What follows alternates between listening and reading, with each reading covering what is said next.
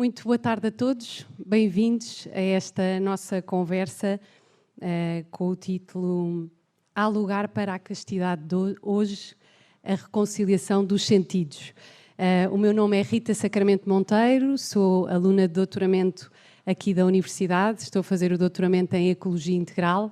Vou estar a conduzir esta conversa,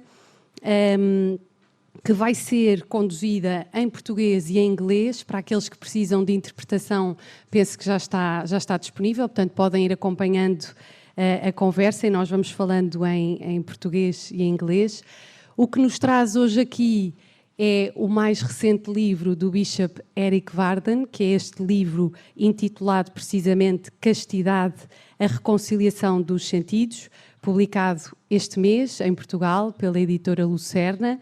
Está à venda aqui à saída do auditório e é uma grande oportunidade podermos ter hoje aqui em presença o seu autor.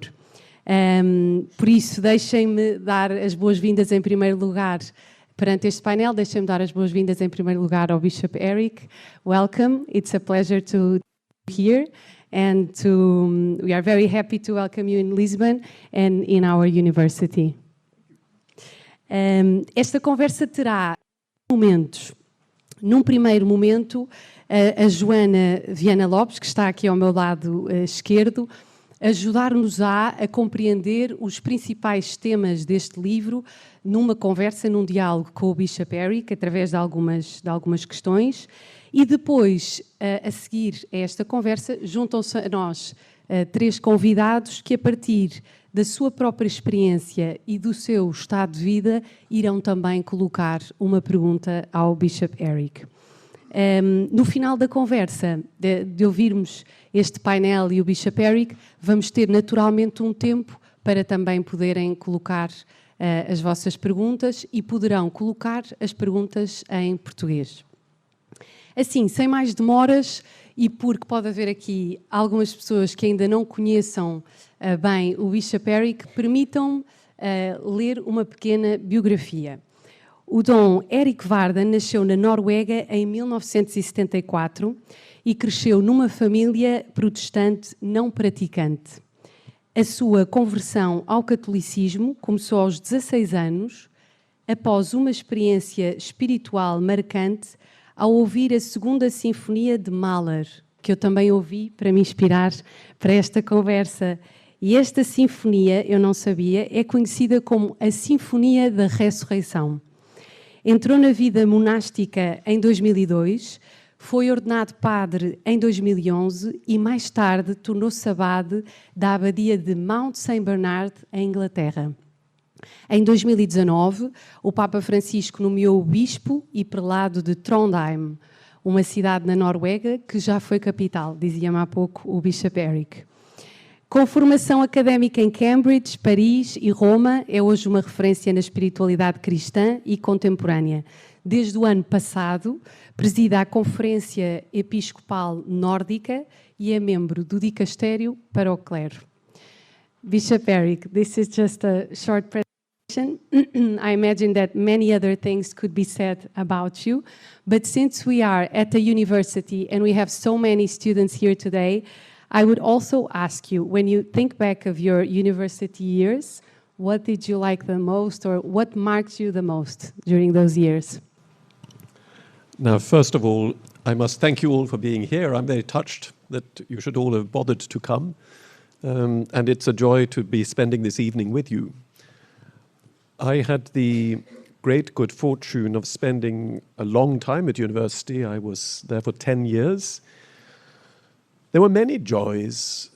I mean, first of all, the sheer joy of learning and of discovering clarity of thought, beauty of thought, the sheer wealth of intellectual tradition, and then conversations with others from other disciplines. And I think it's great, as in this place, to have a campus where you have very many different faculties, not quite under the same roof, but under the same sky, on a fairly concentrated plot of land, so that conversations can occur across boundaries. And then I would say friendship. And I mean, I think you all have had that experience, that the time at university is a wonderful time to make friendships. And I can say for my own part that some of the friendships, quite a few actually, I made during that time have really defined my existence and follow me to this day. And then finally, my time at university was really a time for deepening faith. And I found that too to be part of an intellectual community that could also be a worshipping community, and where one could pray together and engage in conversations about faith at a real depth was wonderfully nourishing, and that too has remained sustenance to this day. Thank you so much, Bishop Erik, for that answer. In a way, we are also here today to be in relationship, to learn and to share around this topic of chastity and this virtue. And so now I will give the word to Joana so she can ask you a few questions on your book. Mas primeiro vou apresentar para todos os presentes. Já perceberam que foi ela que traduziu os 2 livros do Dom Erik Varden. A Joana Viana Lopes traduziu primeiro o livro Romper a Solidão, que alguns aqui já terão lido, e o mais recente e que inspira esta conversa e que se chama então Castidade, a reconciliação dos sentidos. A Joana é teóloga, é membro ativo das comunidades de vida cristã, é casada e é mãe de 4 filhos. Joana, muito obrigada pela tua presença e pelo trabalho de tradução e passo-te a palavra.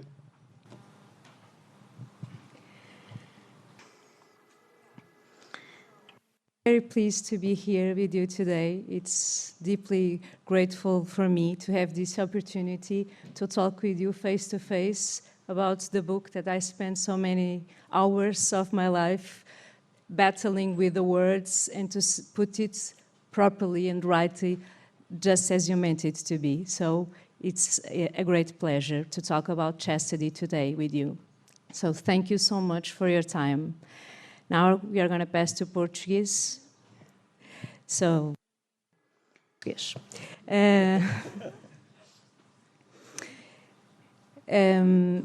Tenho estado muito comprometida com as suas palavras e o seu pensamento e com esta atividade de o tornar acessível aos portugueses.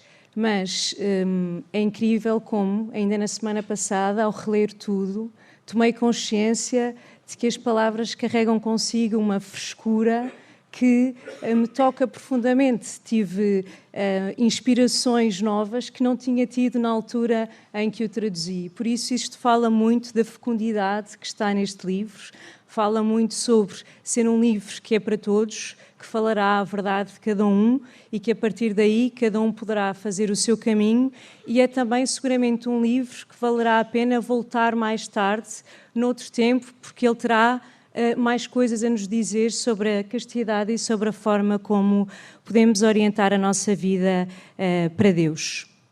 O livro tem muitas camadas e é notável nesta sua riqueza, nesta sua frescura que nos traz enquanto amadurecemos. Está enraizado nas profundezas da nossa humanidade, por isso tem o poder de abrir os nossos olhos, o nosso coração e a nossa mente para uma forma de ser renovada, para uma nova forma de nos relacionarmos com os outros e com Deus. Uma forma mais viva e, por isso, também mais fecunda. Então, espero que a nossa conversa hoje aqui possa abrir o caminho de todos os que estão aqui, dos que mais tarde vão ouvir esta nossa sessão e, claro, todos aqueles que lerão o livro mais tarde. Começo com as suas próprias palavras.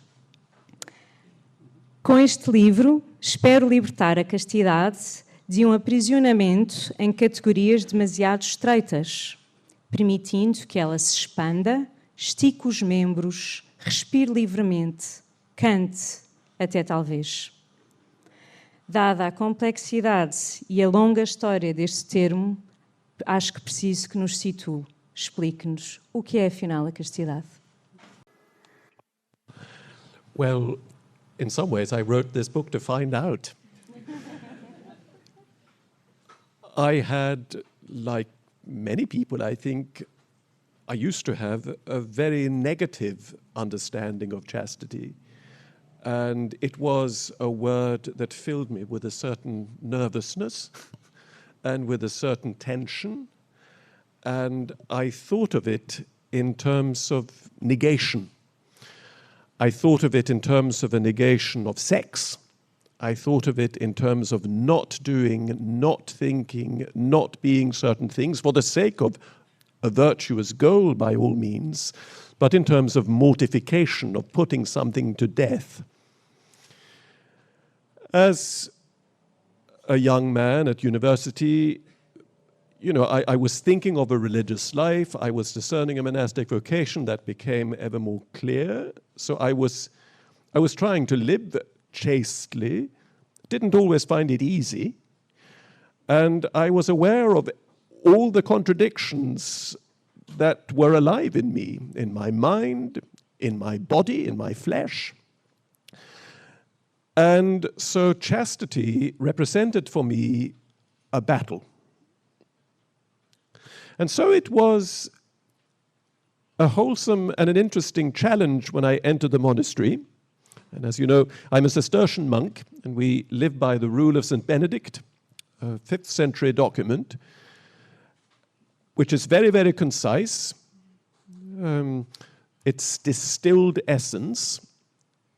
And what St. Benedict has to say about chastity is extremely concentrated and terse. He sums it up really in just 2 words. When in the 4th chapter of the rule, he says, castitatem amare, love the chastity. And I thought to myself, what can that mean? I could see chastity as somehow being admirable, heroic, but I couldn't see what about it would be lovable. And so I said to myself, there must be something here which I've missed. And since I was about to engage myself to live by this rule for the rest of my life, I thought, well, it's only responsible to try and work out what this thing means. And so, being a bit of a nerd, I sat down with dictionaries. And I thought there must be more in this word than what my associations suggest. And be that said in bracket, this is an exercise which I really recommend in all sorts of contexts, because so easily words can be hijacked by a particular tradition of reading, of interpretation, or they can be instrumentalized for a particular purpose, and we forget what they mean. So rescuing words from semantic prisons is a very worthwhile task. So I sat down with an etymological Latin dictionary and looked at the usage of chastity in Latin literature. And that's when I started discovering some very interesting things. Because I discovered that in antiquity, at the time of Cicero, and in the late antiquity of St. Benedict, the word castus and castitas, chaste and chastity, were used in a way that wasn't primarily concerned with sexuality or with sexual morality. In the Latin of antiquity, castitas, castus, could be used as a synonym for integer, that is, whole. So to be chaste in this reading is to aspire to live with integrity. And that's where the theme of reconciliation comes in. To pursue chastity is to try and live in such a way that the different faculties and appetites and desires and insights that make up my being can be attuned to one another, like different voices in a polyphonic choir, to produce a single sound and a beautiful sound and a pleasurable sound. And once I picked that up, well, then I could see how chastity could be lovable. Because, I mean, who among us wouldn't want to live with integrity? Who among us wouldn't want to appear to others as a woman or a man of integrity? And this also touches something which is a profoundly biblical theme, the reunification of the heart. That is a theme we find in the Psalms. God, unify my heart, make my heart one. And it's also a theme that goes back to the first vocational story in the Bible, that of Abraham, which, as you remember, proceeds in many different stages. When Abraham is 99 years old, he enjoys a privileged revelation of the Lord to him, a covenantal renewal, during which God says to him, Abraham, walk before me, and in most of our translations it would say, and be perfect, which we would tend to think of as being, walk before me and be very, very, very, very good. Whereas what the Hebrew word means is, walk before me and be whole. And that is ultimately the call which is addressed to each one of us. Walk before the Lord, walk before humanity, and be whole. There is a way of overcoming the fragmentation which to such an extent conditions our existence, and through God's grace and through the employment of our natural faculties to aspire to wholeness and to reach wholeness. So on that sort of terms, it occurred to me that the theme of chastity is not only very, very interesting, but an extremely useful word in a world such as ours, where we're so conscious of fragmentation at every level. In experiential terms, in political terms, in cultural terms. And that's why also I've tried to present the notion and the reality of chastity not just as an effective and a moral education, but as a lesson in what it means to be human, a human being, a whole human being, and to live a fruitful life. Parece-me que é muito importante para percebermos o que é ser casto, perceber que partimos da visão do que é ser homem, a visão bíblica do que é ser homem. Porque para mim houve uma frase lapidar na primeira vez que li, que quase que virou a minha realidade ao contrário, ou na verdade percebi que estava eu a andar virado ao contrário. A frase diz assim: em termos existenciais, na verdade, não sabemos o que é natural para nós, por isso lutamos para viver naturalmente. Não é? Esta afirmação configura o nosso ponto de partida verdadeiro e justo, mas não é assim que normalmente olhamos para nós próprios. Por isso é muito interessante que num segundo capítulo exponha toda a visão do que é o ser humano bíblico para nos colocar no ponto de partida certo. Pode-nos explicar um bocadinho?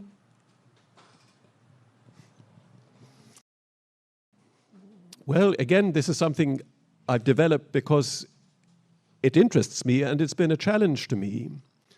And the question of what it is and what it is not to be natural is a really important one. You know how it can happen that you're going into an exam or a panel discussion and you're a bit nervous and your friends wanting to cheer you up say, "Oh, don't worry, just be natural."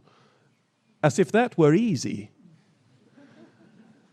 To be natural is in fact very, very hard, because most of the time, you know, we have in our backpack or our luggage a multiplicity of masks that we put on for different occasions. We may even have different voices that we use for different occasions. We may have different signatures. We may even virtually have different identities that we use for different purposes. So that is one aspect of this aspiration to the natural, which I think it's worth thinking about and conceptualizing so that we're clear about what it means. But then, from a Christian biblical point of view, the question poses itself with even more urgency. Because the Bible presents us with a vision of human nature that I try to account for in the book, which is why the first chapter is called What Is It to Be a Human Being?, that attempts a reading of the creation narrative. When we look at the first couple of chapters of the book of Genesis, we tend to remember the 7 days, and then the apple and the snake, and then the expulsion from paradise. What we easily forget, particularly I think in our Western Christian tradition, because we've become a little bit fixated on the fall, is that there is an original state of humanity that precedes the fall, where man and woman stand before God in perfect freedom, in a totally unself-conscious relationship with Him, looking upon God as upon a friend, chaste precisely and whole, fearless of God, fearless of one another. Whereas what happens as an immediate result of the event we refer to as the fall, which is a breach of trust, when the human being goes against the single commandment that had been given in Eden and does the one thing it had been told not to do, and it had been told not to do this thing for its own good. Eat of the fruit and you will die. And yet, curiosity got the better of man. He took of the fruit and ate. And what happens as a result of this breach of trust? Everything that before was clear becomes confused. And where before there was openness, fearlessness, encounter, a freedom to look the other in the eyes, at once there is fear, anxiety, and perplexity. Man hides from God, and man and woman hide from one another. And where before they had a clear compass that pointed them towards flourishing and happiness, now they're uncertain and confused. And that ultimately is what sin means. We have a tendency, again particularly pronounced in our Western tradition, to think of and to expound sin. And, we who are preachers of the faith and teachers of it have to assume some responsibility for this, to present sin primarily in terms of transgression and guilt. And there is that element to it. But fundamentally, sin is to do with disorientation. Here too, it's useful to pursue the word. I do that in the book. And if you go back and you study the biography of the word, the Greek New Testament word for sin, you will find that in Greek antiquity, it was used not in moral education, but in sports. It was to do with throwing a javelin or shooting with a bow and arrow. And the verb hamartano, the noun hamartia, which in a New Testament dictionary would be translated to sin, in ancient Greek means to miss the mark, not to hit the target. And in the later development of the word, to take the wrong turn, the wrong road, to end up where you don't want to be, where you had not intended to be. So what sin stands for, biblically speaking, is sort of like living with a GPS that has a program error. And you have an address that you desperately want to reach, and your device just won't take you there because it is confused. Or to have a demagnetized compass. And so to relearn to live naturally is to live in terms of that promise of initial beatitude and freedom and unself-consciousness, in the hope and the confident trust that that can be restored. It's about a remagnetization of the compass needle. And that is why this discourse on nature and what is natural is so important. Because so easily now we say, oh, that's just natural to me because it is what I feel like, or it's because that's what I feel compelled to do, or because that's what I got used to doing. But is it in fact, and does it correspond to my deepest yearning and longing for happiness and freedom?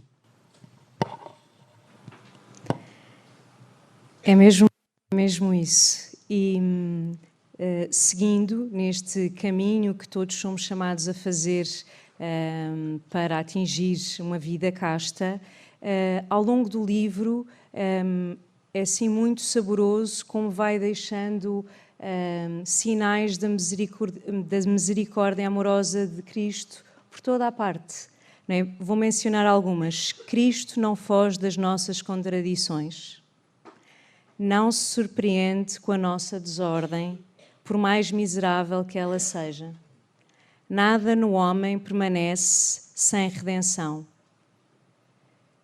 Depois de ler todo este livro, de ver este caminho que tenho pela frente, fica-me a pergunta: porque é que é tão difícil deixar que esta força vivificante, a misericórdia amorosa de Deus, se torne a fonte da nossa própria vida? Well, I think that takes us back to the program and to the necessity of recharging that GPS. Because I think for most of us, it is extremely difficult to believe that someone might see me for what I really am, know my entire story, see my life laid out as an open book, and still love me. It's even difficult to believe that someone might see me as I really am and still just put up with me.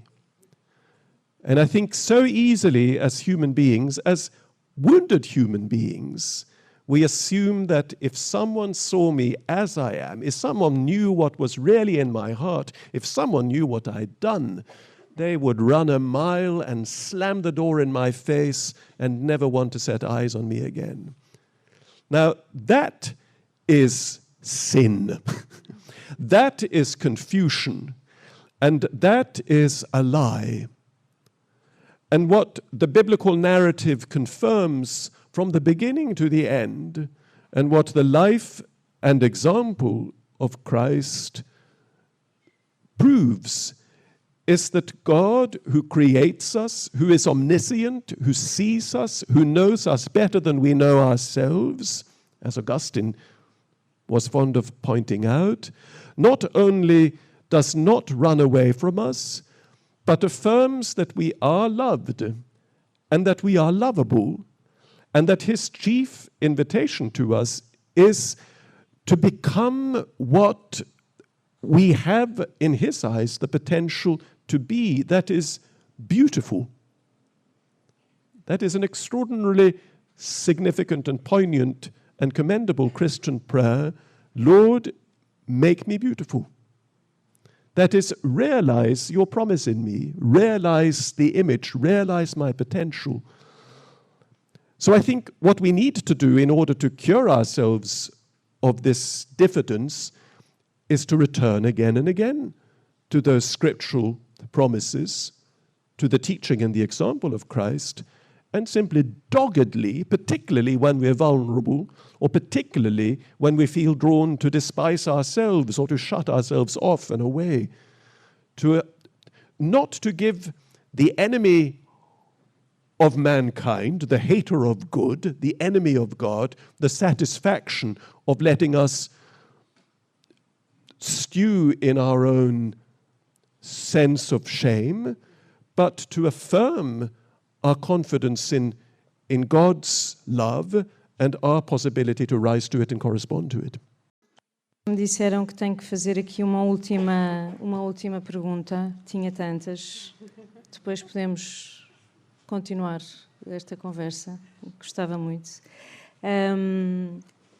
Aqui como epígrafe do livro, lemos ubi amor, ibi oculus. That's right.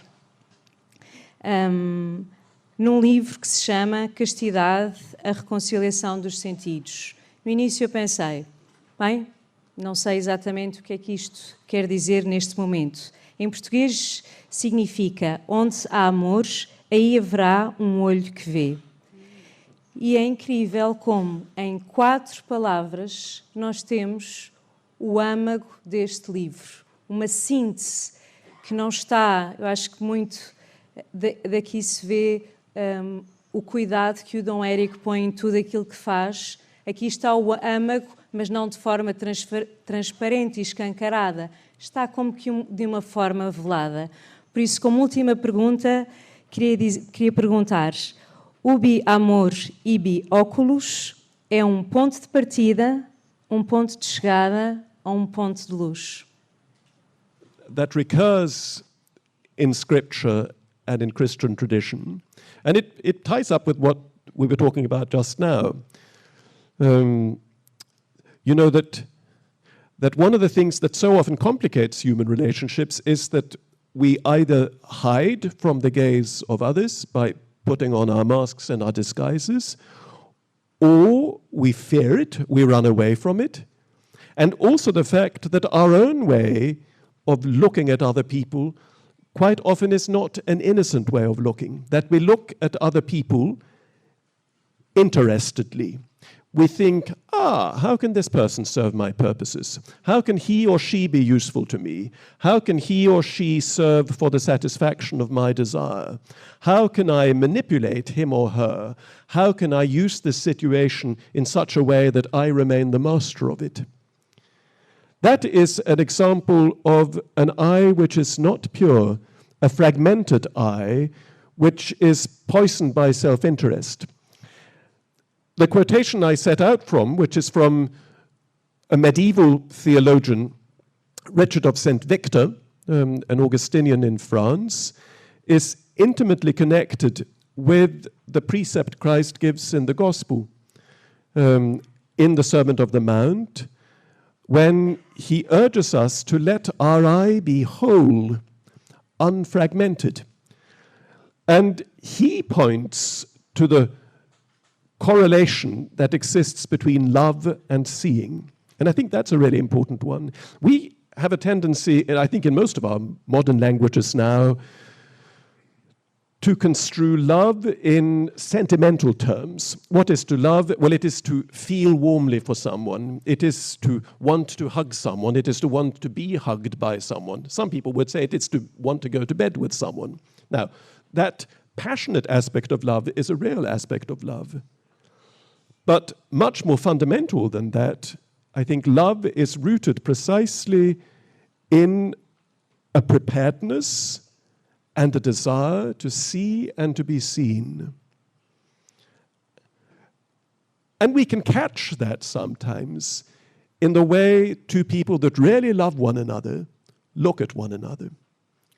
Or you can see it, I use that example in the book, and I always find it extremely fascinating when someone places an infant in your arms, a child 4 or 5 months old, and particularly if you're a celibate and not very used to children, you're terrified of dropping the little thing, and then you find this small person looking right into your eyes, and you have a sense that they can see right through you, but totally without any complex, without any fear, and without any aggression.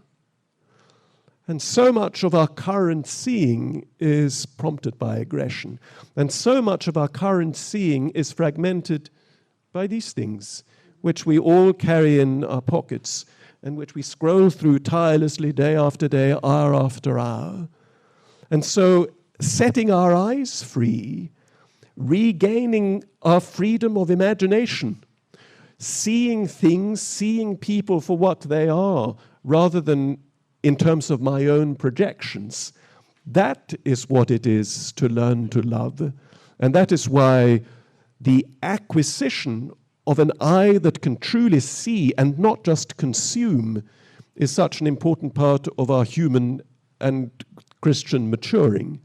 An ability to see the world, to see other people in a way which is non-possessive, which can enjoy and give thanks for without yielding to the urge to say, this is mine, which can so easily become a Dracula-like tendency where I use others just in order to suck up their vitality, their life, so that I may feel a moment's satisfaction. Now that isn't love, is it?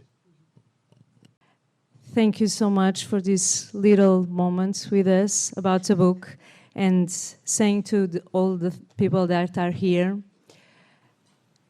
O livro tem uma riqueza. Estes minutos de conversa estão em 2 páginas. Leiam, por favor, vale mesmo muito a pena. Vão encontrar uma sabedoria imensa e vão perceber que esta preocupação sobre como é que nós vivemos castos não é um problema de hoje. E é um problema que nos padres do deserto foi enfrentado de forma muito perspicaz e que nos ajudaria imenso a fazê-lo da mesma forma hoje em dia. Por isso, está lá fora, emprestem uns aos outros, não façam fotocópias porque não dá, mas leiam e vivam. Muito obrigada, Joana, muito obrigada, Dom Erik, por estas perguntas e por estas respostas.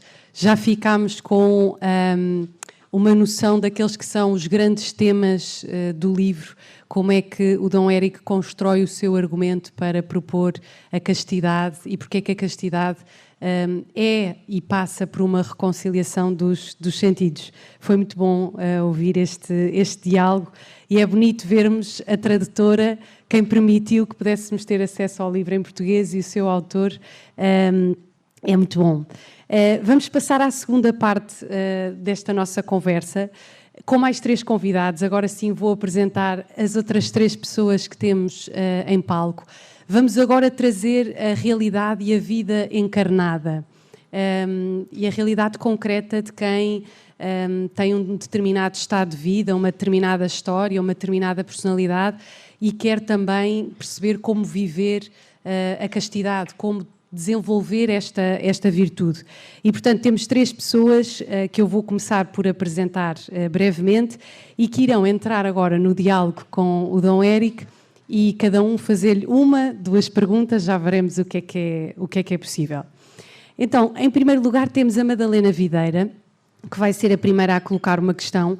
A Madalena tem 23 anos, está no último ano de medicina na Faculdade de Ciências Médicas da Universidade Nova de Lisboa, participou na organização da Missão País, que seguramente toda a gente conhece, mas que eu direi que é um projeto universitário que leva o Evangelho às comunidades portuguesas. Está ligado ao movimento Schoenstatt e tem colaborado na organização de vários campos de férias católicos. Depois vamos ouvir o diácono Afonso Sampaio Soares, que é licenciado em Direito pela Faculdade de Direito de Lisboa, mestre em Teologia pela Universidade Católica, onde estamos, onde defendeu a tese A Presença Real de Jesus na Eucaristia. Atualmente exerce o seu diaconado na paróquia da Lourinhã, com vista à ordenação sacerdotal, que em princípio acontece já no próximo mês de novembro. Por fim, vamos ouvir... Está tudo a rir.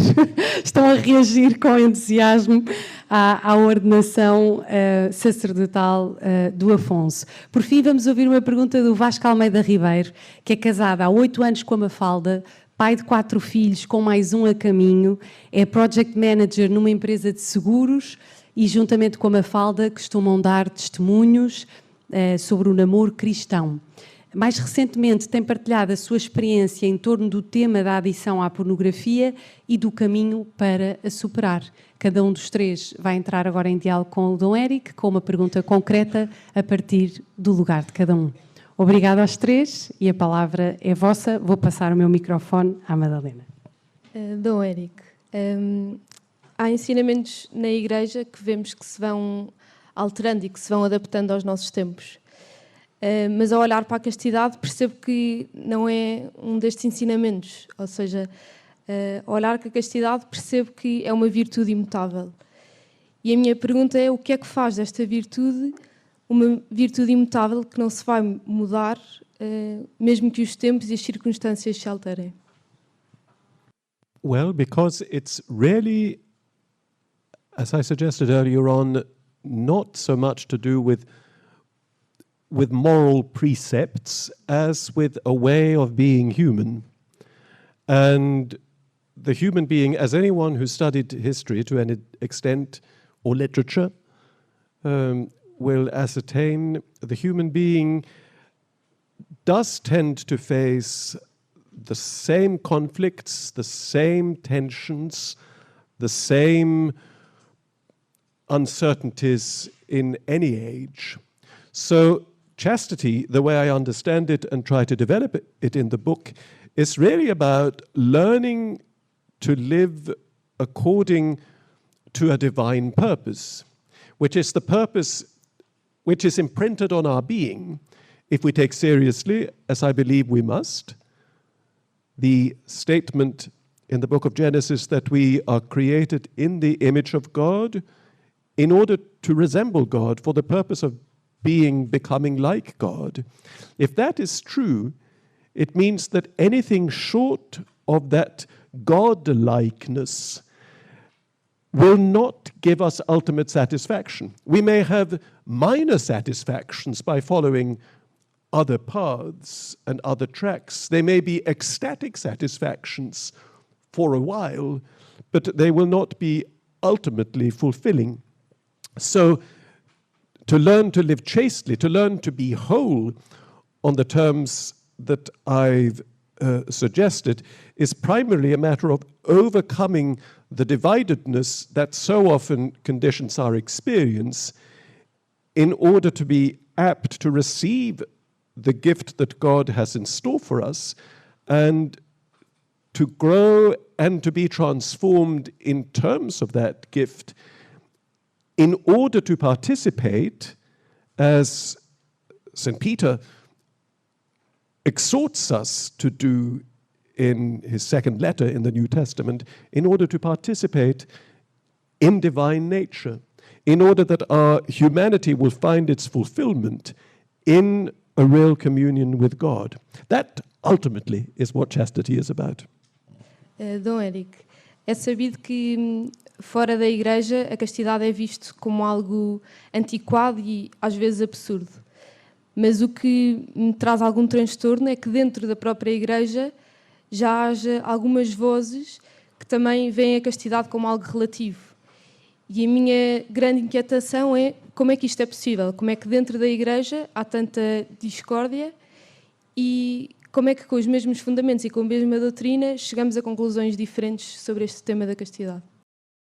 Well, I think because the conversation happens at a level which is too superficial, and that addresses primarily or even exclusively a question of habits, of mores, of attitudes, rather than delving deeply into the question of human nature, of what we are, what we have the potential to become. And obviously it must be said, and I think it's important to name this, that in a Catholic context, any attempt to speak about a subject that touches on affectivity, sexuality, in our time touches a deep wound and a deep trauma, because we are painfully aware of the way in which a chaste commitment, and particularly a celibate chaste commitment, has been compromised in the Church and has caused immense damage and immense pain. That is something we must recognize truthfully, come to terms with in terms of justice, compassion, and reparation. So, but we mustn't, for that reason, get stuck in an attitude to these fundamental themes that are to do with happiness, flourishing, freedom, that is conditioned primarily by anger, indignation, disappointment, and fear. There may be good reason for the anger, disappointment, anxiety and fear, and they must be dealt with in a just manner. But I think it is crucial that we take the conversation deeper and that we focus it really in the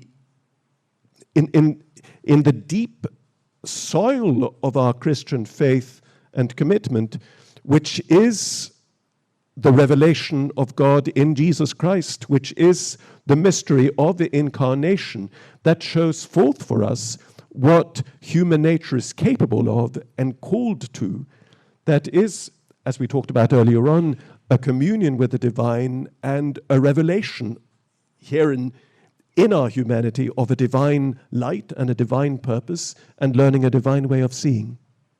Dom Erik, gostei muito de ler o seu livro, li as 51 páginas com muito gosto e proveito. Teria muitas perguntas a fazer-lhe, mas o tempo, tenho que gerir o tempo e vou-lhe fazer aquela que me parece mais premente. A páginas tantas, o Dom Erik conta que estava para entrar no mosteiro, entra no mosteiro, e o monge lhe disse o seguinte: não tens o direito de viver uma vida estéril. Eu lembro-me também, quando estava em discernimento vocacional, o padre que me acompanhava, o padre João Seabra, disse-me que, às tantas estava a falar da paternidade, o padre João disse: a vocação celibatária, a vocação sacerdotal, é uma forma exponencial, excelente, de viver a eficácia paternal. Viver, portanto, o contrário da esterilidade. Podemos dizer que o não ser casto pode gerar esterilidade e a castidade gera essa fecundidade que todos almejamos. Gostaria de ouvir também como é que marcou esta frase e se nos pudesse ser mais sobre isso. Well, thank you for picking that up. Oh, that's perhaps the most useful piece of advice I've ever heard in my entire life. I'm not saying that I've lived up to it very well, but it rings in my ears. And it was something that a good friend of mine said to me when I decided to enter the monastery. He himself was a Benedictine monk and had been one for 60 years. He was approaching 90 years old. And he was encouraging me on this path, but he was also eager to tell me what it was about and what it was not about. And we had a conversation about, the celibate commitment, which is distinct from the chaste commitment. I just want to make that point very clearly, that chastity and celibacy are not the same thing. Celibacy is a state of life undertaken for a spiritual purpose whereby a man or woman refrains from an active sexual life. And that is a vocation, and broadly speaking, a fairly rare vocation in the church. Whereas chastity, the call to become whole, is a universal invitation, one that concerns us all.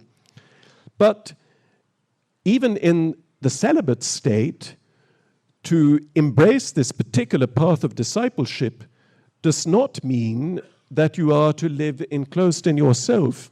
And that is what this old monk was eager to tell me when he looked me straight in the eyes and said, just remember, you have not the right to live a sterile life. And that is something I would like to say to all of you in this room.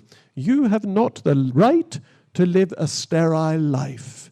Because if God has brought you into being as an example and as a manifestation of a unique aspect of His glory, it is not only so that you should spend your life in the bathroom basking in that glory in the bathroom mirror, but that glory which is yours, uniquely yours, the giftedness which is you, should be passed on and become a source of happiness and flourishing for others.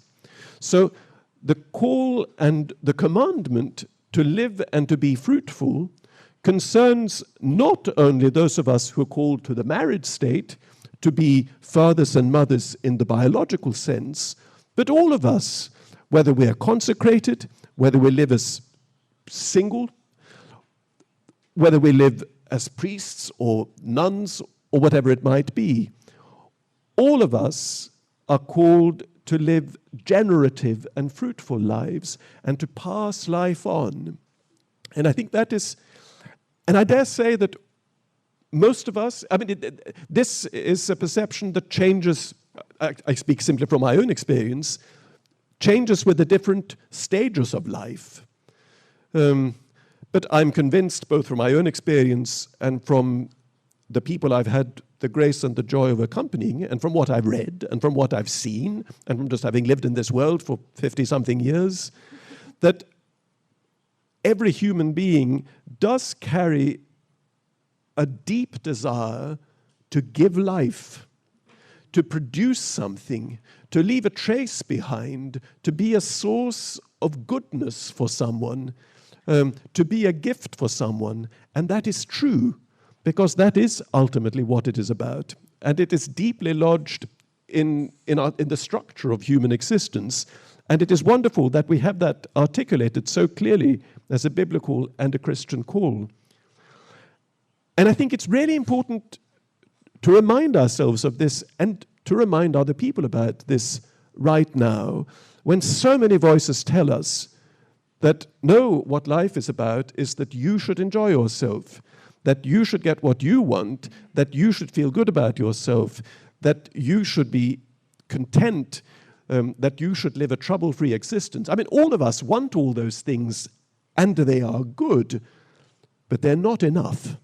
And it's that yearning for the more, which is, I think, explicit in that call. You have not the right to live a sterile existence. And the desire you have to be fruitful is a good and a true desire that you're called to realize, each in terms of our own specific vocation and state of life. Não, Erik. Também uma das coisas que me interessou muito no livro foi, nas últimas páginas, fala da castidade como um olhar de criança. Aquele olhar que Jesus também pede aos seus discípulos. Que relação existe? E já que todos somos chamados a ser castos, há uma castidade no namoro, há uma castidade no casamento, há uma castidade na vida célibe. Todos nós somos chamados à castidade, todos nós somos chamados a ter este olhar de criança. E já que hoje também a Igreja recorda Nossa Senhora, de que modo é que também, para um celibatário, a figura feminina, que não a temos no sentido do casamento, pode estar na nossa vida com a figura da Igreja, neste caso também com a figura de Nossa Senhora. É uma dupla pergunta, se calhar fugiu um bocadinho, peço desculpa, mas respondo como quiser.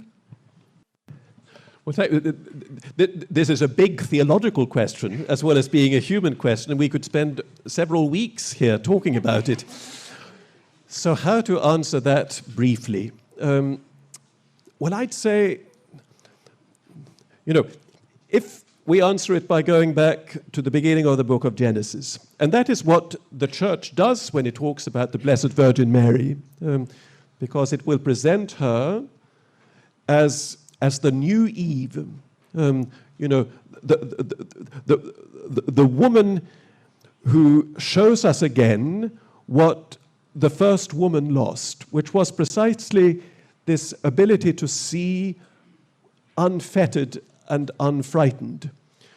When the Lord creates man, Adam, and as you know, the word Adam is drawn from a Hebrew word Adama, which simply means the soil, the fruitful soil. So Adam is the creature who is drawn from the soil. So Adam, made in the image of God, stands before God, and all the creatures already made are brought before him to be named. He sees them, he names them, he affirms their existence, but it is not enough. He is on his own, and he feels lonely.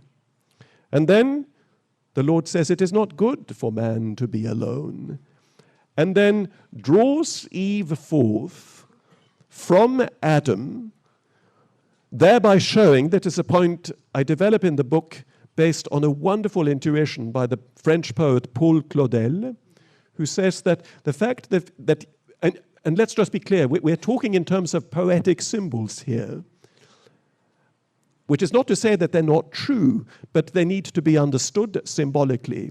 And Claudel says the fact that Eve is drawn forth from Adam means that there was in man a shape of woman that was waiting to become articulate, clear, explicit before him. And the wonderful thing is that when Eve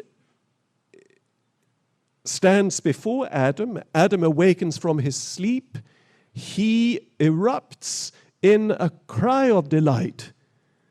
And he says, I paraphrase the Hebrew slightly, but this would be a legitimate translation. He says, hooray! Here at last is what I've longed for. It is the gaze of her who sees me for who I am, who sees me, who recognizes me, but who is not me. And what the Bible tells us is that it is in this encounter with the other, with otherness, with alterity, that is how we grow to maturity. And that is how we grow up. And that too is a universal call and task, that for all of us, men or women, to grow up and grow into ourselves means a positioning ourselves before the other, in that readiness to see and to be seen in a way which is not cruel or exploitative or mercenary, but respectful and amazed. And that ultimately is what the Marian mystery represents, and what the Blessed Virgin Mary teaches us is seeing, not least. You will have seen that on Christmas cards, or you may even have seen it, as it were, in the flesh. A painting by Giotto, I think it's from the Scrovegni Chapel, a nativity scene where you have the Mother of God looking into the eyes of the Son of God, as it were, the archetypal man and the archetypal woman restored for the first time since Adam and Eve in biblical terms. A man and a woman have been able to look at themselves like that without that program error we talked about, with fascination and amazement and joy. That ultimately is what it's about. Muito obrigado, Dom Erik, pela sua exposição e por este livro. Eu represento os casados, mas os casados jovens, ainda assim. E a minha primeira pergunta tem a ver com os casais jovens. Portanto, como é que, hoje em dia, muitos casais jovens, nomeadamente aqueles que viveram uma conversão e querem viver plenamente a sua fé católica, vivem a intimidade e diria mesmo até a sexualidade de uma forma muito escrupulosa por causa dos erros cometidos no passado, os pecados contra a castidade, que hoje em dia, enfim, de alguma forma estão muito na moda. São assaltados por memórias, por tentações, já estão casados e não se acham dignos daquela mulher ou daquele marido. E, de facto, nos últimos 20 anos, o problema da pornografia veio exacerbar esta realidade, porque temos uma primeira geração em que, de forma transversal, há uma distorção de o olhar sobre o outro, aquilo que falava há pouco de um olhar possessivo sobre o outro. A minha pergunta é de que forma é que, se possível também com algum conselho prático, é que pode encorajar nós, os jovens casais, a reeducar o nosso olhar para verdadeiramente amar aquela pessoa que acreditamos que Nosso Senhor escolheu para nós. For asking that question, and thank you also for mentioning that point about pornography, because that is an elephant which is present in so many rooms, and a fact that causes a struggle and unhappiness and misery for so many people, men and women. And I think it's really good to be able to name that and to talk about it, and again, not to let that particular captivity of the imagination just be stuck in an imprisonment of shame, but to ask, how can I emerge from this? Because an addiction to pornographic content, now usually digital content, can represent a real imprisonment of the senses. So, as you say, countless people now are living with this wound. The good thing is that the wound is now being talked about, and there are pedagogies that exist, concrete strategies that enable us to name the problem, propose a way out of it, and propose ways in which people can help one another.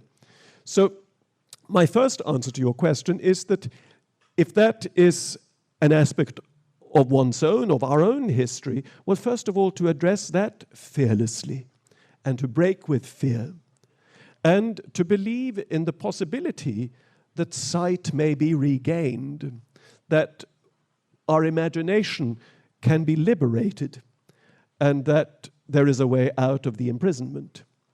So that is one process, which is, ultimately a process of healing. And again, you will forgive me for stressing this word again and again, but a process of liberation. A biblical word which is utterly fundamental is one that St. Paul makes explicit in the letter to the Galatians when he says, for freedom, Christ has set us free.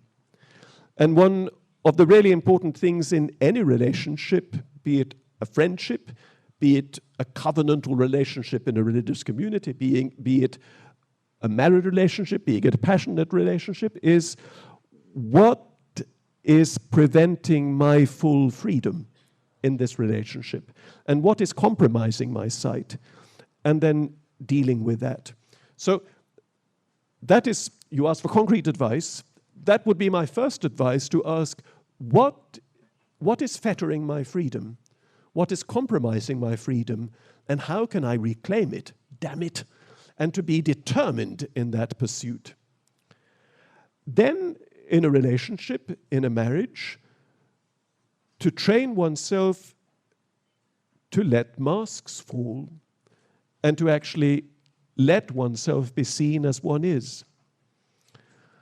I know a married couple in my diocese, a couple who've been married just about the sort of length of time that you've been married. And they've spoken about this in public, so I'm not betraying any confidences. But they had both lived complicated lives. And they say that when they had decided that, they would have a stab at actually being a couple and even envisage forming a future together, they decided that they would spend a week together in a cabin in the forests where there was no one else, and they told one another their lives.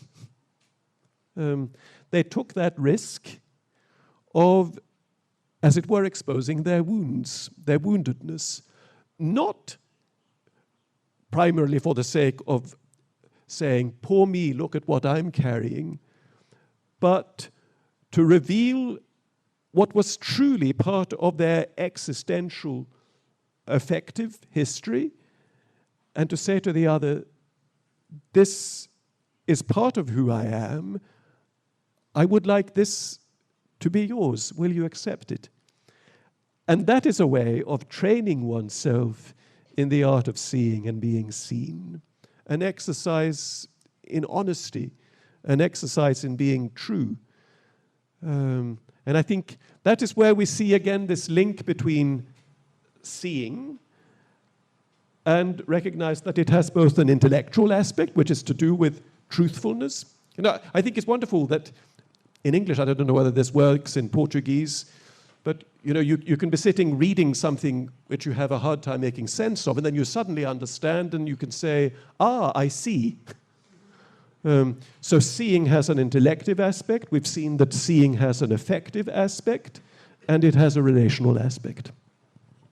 A segunda pergunta tem pouco a ver com a história do casal e de irem para a cabana e tomarem essa decisão. Tem pouco com isso. Logo no início do livro, e já aludiu a isso há minutos, explica que castidade e celibato não são a mesma palavra, não é? Mas o celibato é uma forma concreta de ver a castidade. E, de facto, creio que o tenha explicado porque paira no ar ainda a ideia de que a castidade é o celibato. E muitas pessoas, quando se casam, ou quando pensam em casar, ou mesmo quando já estão casadas há muitos anos, ainda não perceberam isso. E não entendem a castidade como uma forma, como uma realidade estrutural da sua vida. E a minha pergunta é, como é que podemos explicar a castidade a um casal não vivida só de forma individual, mas também vivida em casal? Well, I suppose that's why I wrote the book. And I'm not saying that just to promote it or to advertise it, but I think, again, by bringing the conversation back to what it means to be fully alive, what it means to love, to be ready to be loved, what it means to let go of fear, what it means to be whole, what it means to overcome fragmentation, the fragmented gaze and fragmented experience. And I think once you put those factors on the table, most people will say, yeah, I wouldn't mind being a bit freer than I am, or I wouldn't mind being a bit more whole than I am. And to become free, to become whole, just isn't something we can do in a cupboard. Because freedom and wholeness are tested and developed precisely in the way in which we coexist and interact with other people. And that brings us back to the biblical assertion that it is not good for man to be alone. In fact, all of us become ourselves in relationship. The question is, will I dare it? And am I ready for it? And if I'm not ready for it, what can I do to get ready? I think it's on those terms that we see the relevance of this discourse, and that also we can see some of the extreme practical helpfulness of some of the accumulated wisdom that Christian experience, Christian history of 2,000 years has to give to us now. Thank you very much. Obrigada aos três, Vasco, Madalena e ao Dom Erik pelas perguntas, pelas muito boas perguntas e pelas respostas que vão abrindo mais campo, se calhar, para cada um de mais perguntas e de mais inquietações. E, portanto, chegámos ao terceiro momento da nossa conversa e agora todos os convidados são vocês, é a audiência, para que possam fazer perguntas ao Dom Erik. Portanto, se alguém tem uma pergunta, levanta o braço, já vejo ali um braço. Dom Erik, sou Afonso, muito obrigado pelas suas palavras e por revê-lo, é uma alegria revê-lo aqui em Portugal.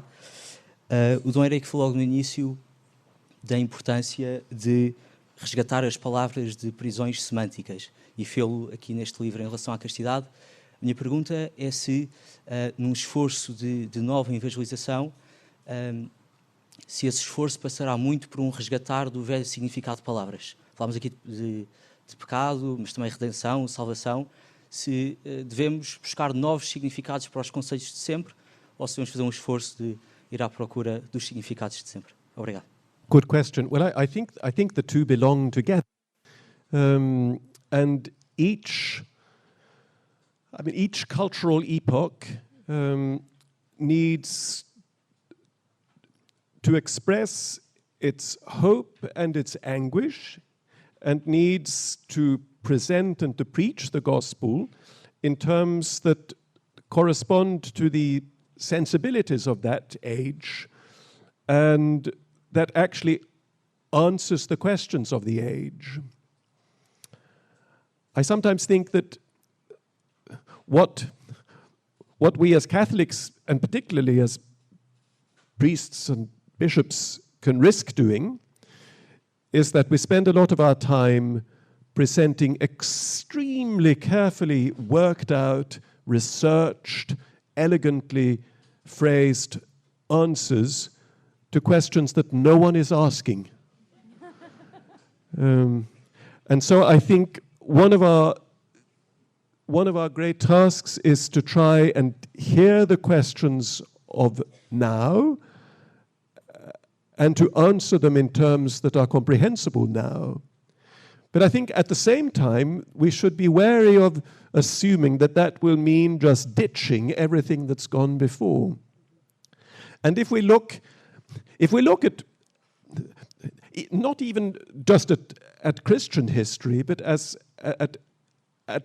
civilizational history in the West, the great moments of renewal, I mean, it's not for nothing that we speak about the Renaissance, but there are many Renaissances, rebirths in European history, and there have almost always been times at which people have reread ancient sources, heard old wisdom, engaged with it deeply, tried to understand it on its own terms, and then let it resound in the present in a kind of dialogue. And so there is, I think, always great gain to be had, and often great enjoyment, even fun, from engaging with old words, with classic texts, with ancient adages, and asking ourselves how they can speak to us now. First of all, trying to understand them on their own terms, and then letting them resound in the presence.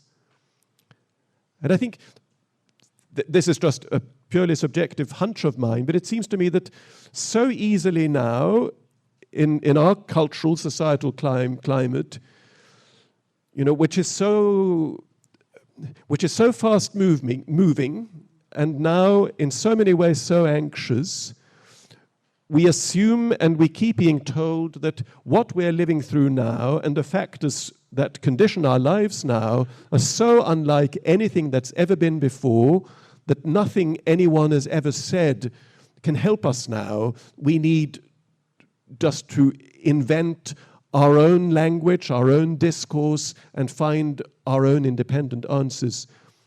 Well, I'm not convinced. Dom Erik, muito obrigado. A minha pergunta é em relação, no seu livro, eu ainda não li este, mas li o anterior, Romper a Solidão, e vejo que fala muito da arte e da literatura, porque lhe interessa, e eu intuo que uma das possibilidades de recuperar este olhar livre, este olhar humano, é através da arte e, em particular, através da poesia. Ou seja, como se isso fosse uma forma de, digamos, de salvar também a nossa mentalidade, para que a nossa mentalidade não se transforme com os nossos erros, as nossas quedas, mas mantê-la sempre em direção a um ideal maior. Portanto, a minha pergunta é se a arte realmente pode ter este papel, em particular a poesia, e como distinguir entre a nossa fragilidade natural, quer dizer, somos frágeis, caímos, pecamos, e a nossa mentalidade tornar-se condicionada pelas circunstâncias em que vivemos. Now, what is poetry? Well, it's a construct of language that, according to the norms of different epochs and different schools, will follow particular norms. But above all, a poem is a statement.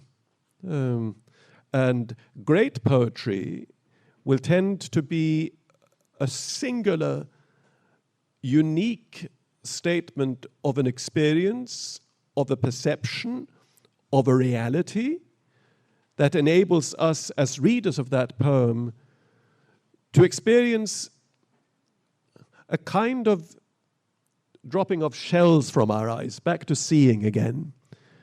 And we think, we read a poem about an apple,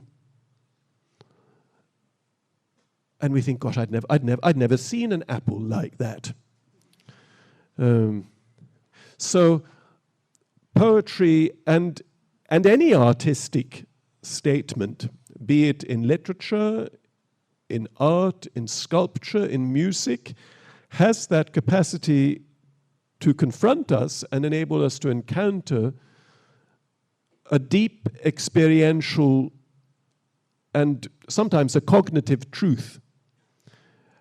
And that's why I think an engagement with art and with the best and most precise expressions of human creativity, again, over a long period of time, is potentially a great way of growing both in wisdom and in self-knowledge.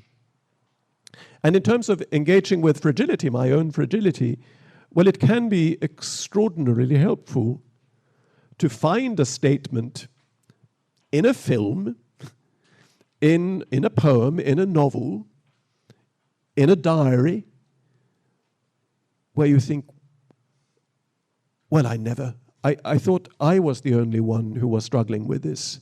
I thought I was the only one who hadn't understood this. I thought I was the only one who couldn't see the point of that. I remember what I felt like as a novice in the monastery when I started engaging deeply with the literature and the sayings of the Desert Fathers and the monastic sources of the 5th, 6th, 7th century. And I read some of these texts, like the instructions of Dorotheus of Gaza, and I was just gobsmacked. And I thought, well, how could this person who lived in a totally different cultural context 1,500 years ago give such an accurate description, but with surgical precision, of my battles? And that is why I think we can find in literature, in poetry, both a source of assistance for growth, and potentially we can find challenge in it, and potentially great consolation. Possivelmente até grande consolo. Ainda temos tempo para mais pergunta?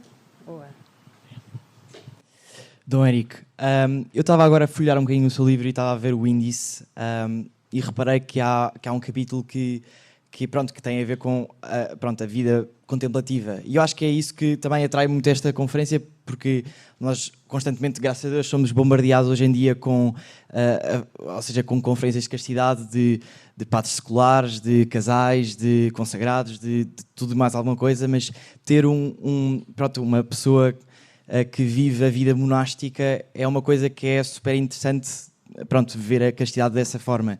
E, portanto, a minha pergunta era como é que, se podia dar alguma amostra de como é que a vida monástica informa a sua visão da virtude da castidade. Thank you. Well, obviously, the monastic life presupposes a celibate commitment. So, in other words, when I enter the monastery, obviously there's a long trial period, but I know that the life which is proposed to me is a life in which I shall never have the experience of looking at another person and saying, I am yours, you are mine. So the celibate state is the free, not only the acceptance, but the free choice of a particular kind of solitude. So that is something which has conditioned my own experience, because when you enter into that solitude,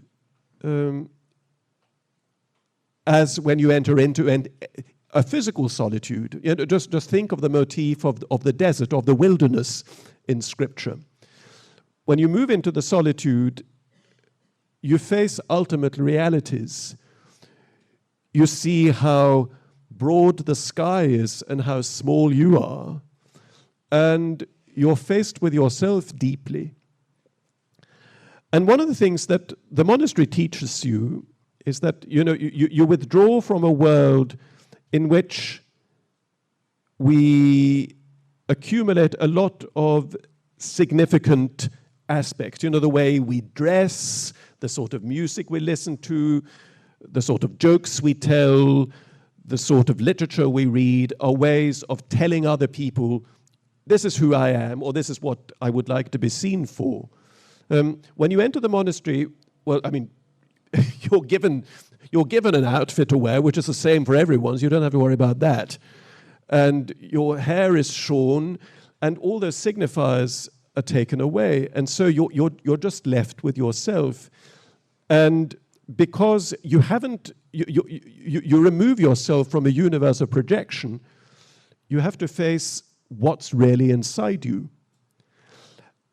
The monastic solitude is marked by a degree of silence, where again, you haven't got Spotify and Netflix and things to listen to and things to watch, and you're not constantly bombarded with sensual impressions. And that for about 5 minutes feels great. And you think, at last, how relaxing. But after about 5 minutes, you realize the sort of internal cinema you carry, and you realize the traces that are left by things you have seen or heard, seen in particular, because sight is just such a powerful impression. And that was something that I discovered in the monastery, which was very humiliating in a way, was just how I realized that I was carrying with me the memory. I've always liked films, and I've seen a lot of films, and not all the films I'd seen were nice films. And I realized that I carried within me the memory of violent or passionate scenes that might have just been a passing sequence in a film, but that had lodged themselves in me, and I realized had somehow conditioned and even contaminated my sight. And I realized the extent to which my own seeing wasn't pure. And so the monastic life taught me, first of all, to endure my own baggage, and to live with and accept consequences of choices I'd made. It helped me, it even compelled me to face myself as I am with what I carry in me. And the monastic life has always insisted on this, that the one indispensable foundation for a spiritual life, for a life of prayer, and for a relational life is self-knowledge. So that plays itself out with a particular kind of intensity in the monastic solitude, which at the same time is a life of intense collectivity, because you're not the only monk in the monastery, and there are all these other people milling around whom you haven't chosen, and with whom you might have not have much in common, but who happen to have the same conviction of a divine call to seek God in this place. So to have that complementary experience of both being radically faced with yourself in an inner solitude and then facing the very concrete reality of other people, and having not only to deal with them and to put up with them, but to try to construct a communion of charity with them, also confronts you with unchaste aspects. It certainly confronted me with unchaste aspects of myself, with anger, with jealousy, with impatience, with selfishness. And then, you have to deal with that. And first of all, you have to accept, actually, I'm not quite as virtuous as I thought I was, or as I would like other people to assume that I might be. So to face one's own impurities, one's own conflicts, one's own contradictions, to engage with them, and to let what is twisted and messed up in me be sorted out and ordered. There's a verse from the Song of Songs which was dear to the fathers of Cito, the founders of the Cistercian order, which we find cited in a lot of their sayings, which in Latin goes like this: Dominus ordinavit in me caritatem. The Lord has set love in order in me. And something that a monastic novitiate is likely to teach one is that, actually, there's quite a lot of disordered love in me, conditioned by fear, possessiveness, all the things we talked about. So that is the particular monastic scenario. But it's a representative scenario because I think the fundamental dynamics are very much present in married life as well. I had two very good friends, we were students together, who got married almost at exactly the same time that I entered the monastery. And they would come to see me about once a year. And we had such interesting and freeing conversations where we realized that in our very distinct ways of life, me in a life of celibate commitment in a contemplative monastery, and they in a university life in the early years of marriage and expecting their same child. But fundamentally, we were facing exactly the same basic challenges of letting go of selfishness, of opening myself to the other, of practicing self-giving, and of learning to see and to be seen without fear. Thank you. Chegámos ao fim da... Obrigada pelas perguntas. Chegámos ao fim da nossa conversa. Que boa conversa que foi. Penso que saímos todos hoje daqui com este convite do Dom Erik a olhar a castidade como um caminho de transformação para todos, com todos os estados de vida, com todas as nossas histórias, um caminho de transformação que nos permite realmente vermos o outro e vermos Deus. Partindo sempre desta relação primeira com Deus que nos devolve a verdadeira vista, por assim dizer. Agradecemos muito a todos a presença. Agradeço à Pastoral Universitária, à Universidade Católica, à Capelania da Universidade, à editora Lucerna, que nos traz este livro agora em português, a todos os que ficaram durante esta hora e meia aqui a ouvir o Dom Erik e os nossos convidados, aos que fizeram perguntas, aos participantes do painel, à Joana pelo seu trabalho de tradução deste livro, à Madalena, ao Afonso e ao Vasco.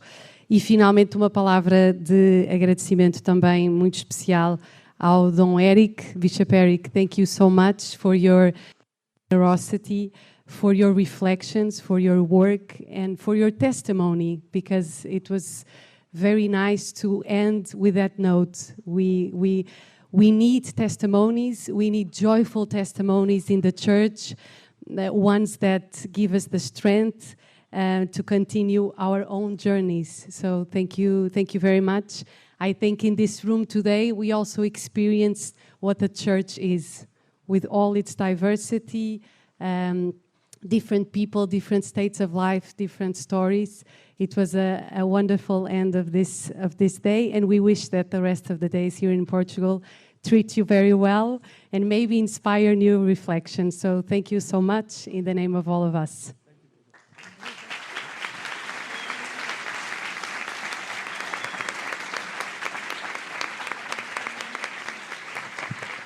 I'd also just like to say thank you, all of you, for coming here. I am touched that you should have come and stayed.